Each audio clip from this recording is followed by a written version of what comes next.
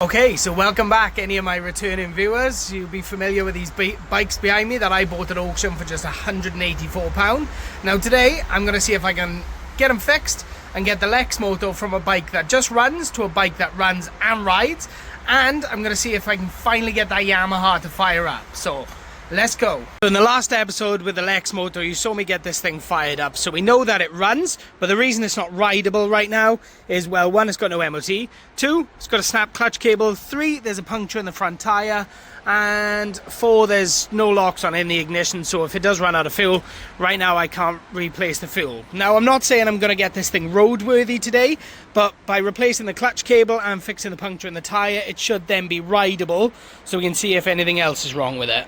I'm a little bit limited on space today because obviously I broke the gearbox on the Lupo again, so it is stuck in gear and it is stuck by there. So the bikes are currently in the little pit down by there, so filming might get a little bit tricky because getting them out of there and maneuvering them around the car is going to be a little bit difficult, but I'm going to do my best and hopefully I get some good footage for this video. So let's get on with that clutch cable.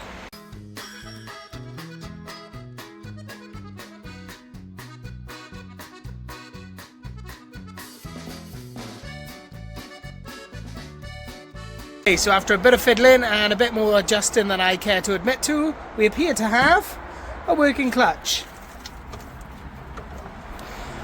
So let's hope that works. Before I do that, anything else to test it, I'm going to get the ignition on and see if we can take a look at that puncture. So let's jump to that.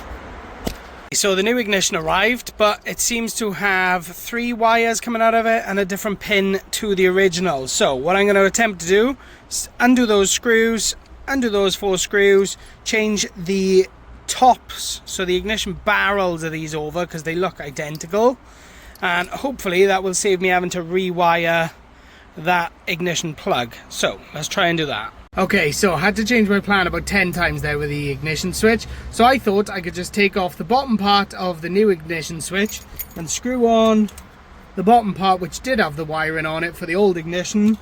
That didn't work because it didn't fit. The internals are slightly different, so it wouldn't really switch. I was trying to save having to work out the wiring. I tried a bunch of different things, but anyway, I deducted with the multimeter that the red and the brown wires are the ones that I needed. These two, I don't really know what they were supposed to do, so I'm going to tape those off, plug this in, and we'll see if that ignition works. Let's go. Moment of truth. Is my ignition gonna work?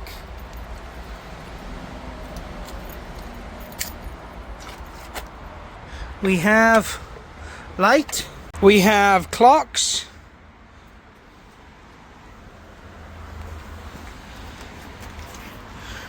we don't have indicators, we don't have a horn,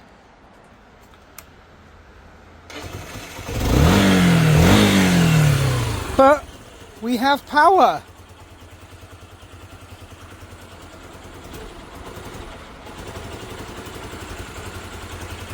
Hell yeah! Okay, so ignition and all the front end is now back together. Front light works. Clutch cable does work because I've actually got it running, started it in first gear on the center stand, and that wheel is going. So the bike is somewhat drivable. I still need to fix that puncture in the tire before I can see if it actually moves with me on it, but that is a good sign. It means I've done the clutch right. Okay, so I've got the front tyre blown up on the lexmoto. My theory here is that if I put water all over the tyre, I might be able to find where the air is leaking from, because this thing goes down like overnight. So it's going to be coming out pretty rapid from somewhere. So if I soak it, I might get some air bubbles showing somewhere. Fingers crossed, let's give it a go.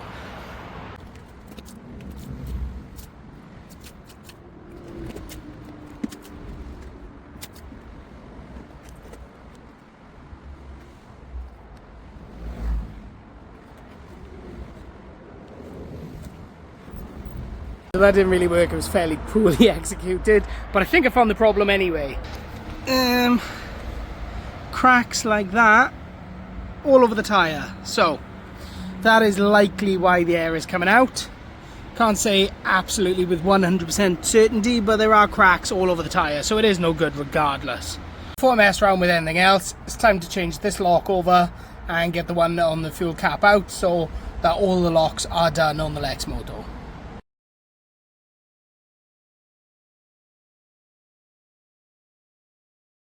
That is the new lock on. Just taking me probably over an hour to absolutely butcher that with a drill and a hammer and a screwdriver and anything else I could use to get it out. So not the most professional job, but done.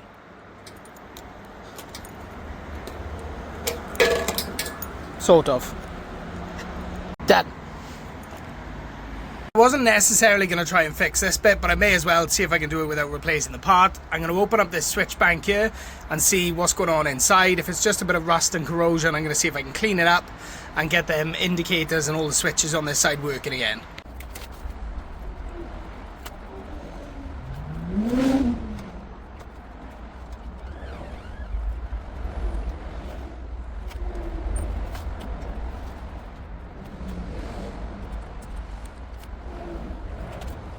So it's a little bit rusty, a bit corroded in there. I have rubbed it with a wire brush, so I'm going to spray some electrical contact cleaner in there. But I'm also going to open up this headlight again, because I think that wire runs into a switch in the headlight, which then runs out to all the other switches.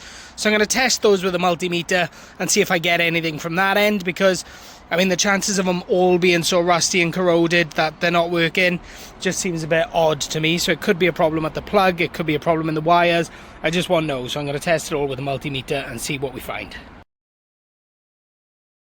Okay, slightly off topic for fixing the indicators, but I was testing the power coming down to the horn. I've now nicked the horn off the Yamaha to test if that works, because there's power coming through the cables, and if I press the switch, sort of works. So that horn switch is working. So is it the switches or is it in the connections? So I'm gonna need to keep digging and find out. So inside the switch we got this little plastic thing, which should be moved by this metal piece.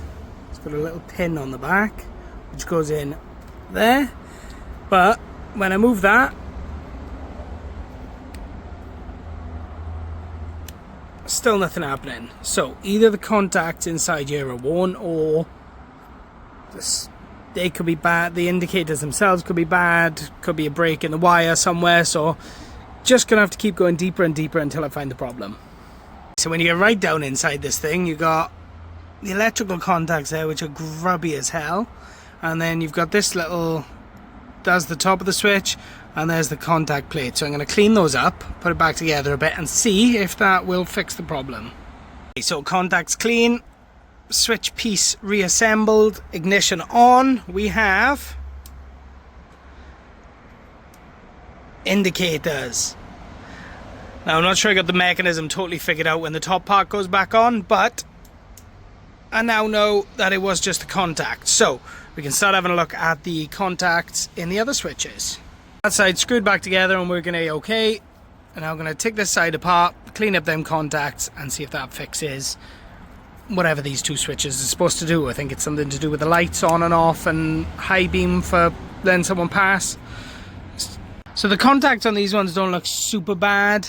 I mean, that's a bit rough, but that side is not too bad, which is the side that, you know, connects with these, which are nowhere near as filthy as what they were on the other side and maybe in there. So I'm just going to clean all that up and I put a bit of electrical cleaner in and see if it works.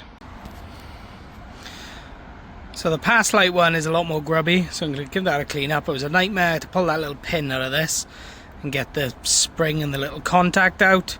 So now I'm going to clean that up and then put it all back in and put it back together, see if those switches now work.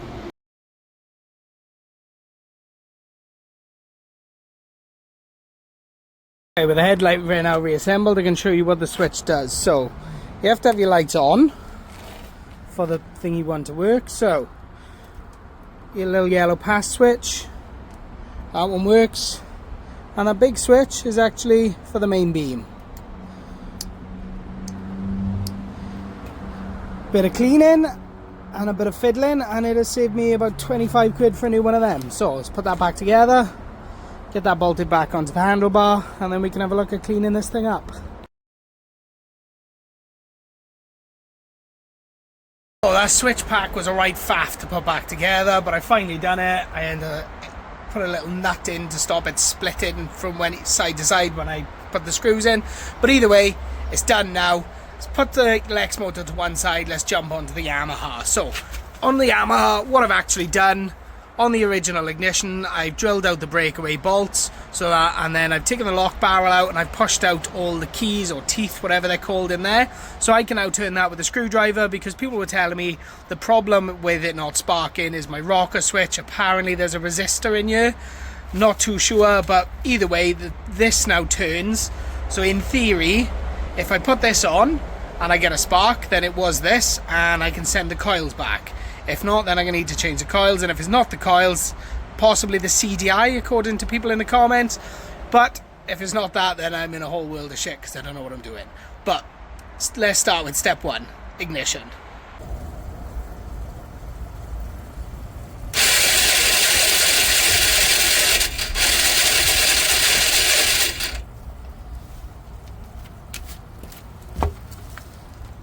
So I know that wasn't super clear, but you could probably make it out there is now a spark. So it turns out it was the ignition and not the coils, which is amazing because there's now spark. I wasn't expecting it, but I will take it. So fuel tank is on. I've put it on the setting to draw some fuel through. So hopefully now this thing will fire up. A moment of truth time. I've put a bit of fresh petrol into the combustion chamber through the spark plugs. I've got the choke on. Let's see if this thing goes.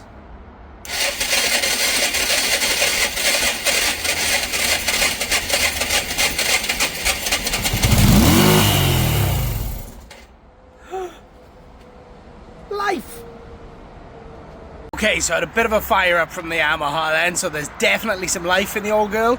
So what I'm going to try now is I'm going to spray some easy start in through the air intake while starting the bike to see if we can get it to run a bit, see if I can get it warmed up, and see if we can get it to draw some fuel through and get it running consistently under its own steam. So let's try that.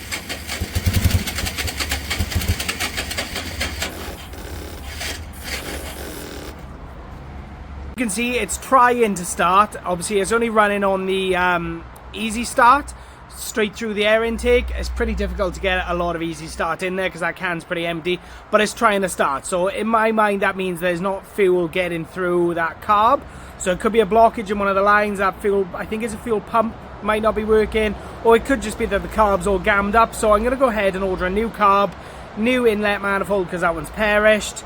And I'm going to go ahead and order all the other bits that I need to finish this bike off. So we're going to jump to that in the next video.